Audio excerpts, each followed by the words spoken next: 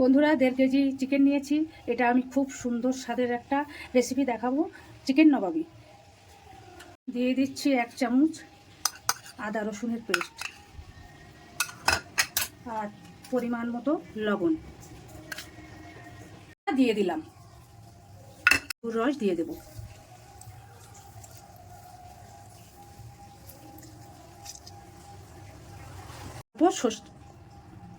অল্প সর্ষের তেল দিয়ে দিচ্ছি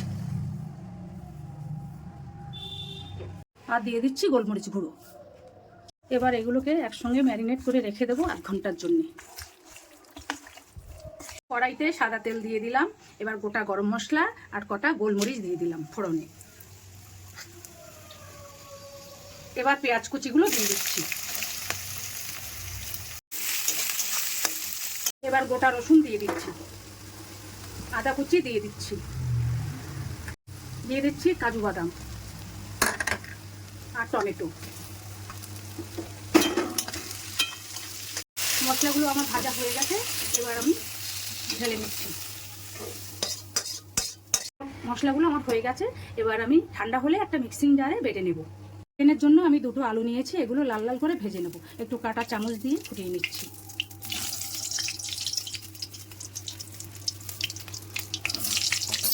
এই মশলাগুলো এবার মিক্সিং জারে নিয়ে নিচ্ছি।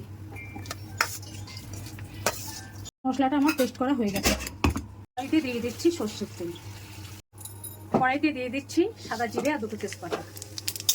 এবার চিকেনগুলো দিয়ে দিচ্ছি।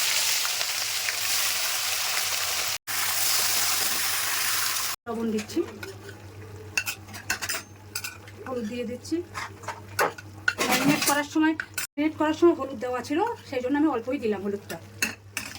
একটু লঙ্কার গুঁড়ো, ধনে গুঁড়ো, জিরে গুঁড়ো,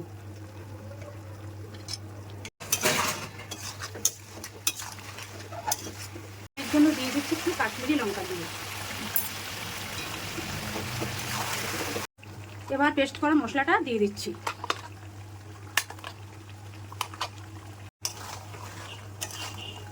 চিকেনটা কষানো আমার হয়ে গেছে। এবার দিয়ে দেব একটু তরল দুধ আর একটু গরম জল দিয়ে দিচ্ছি। এবার ঢাকা দিয়ে দিচ্ছি, লো আঁচে হতে দেব 15 থেকে 20 মিনিট। আর দিয়ে দিচ্ছি একটু গরম মশলা। একটু ফুটে গেলে নামিয়ে নেব।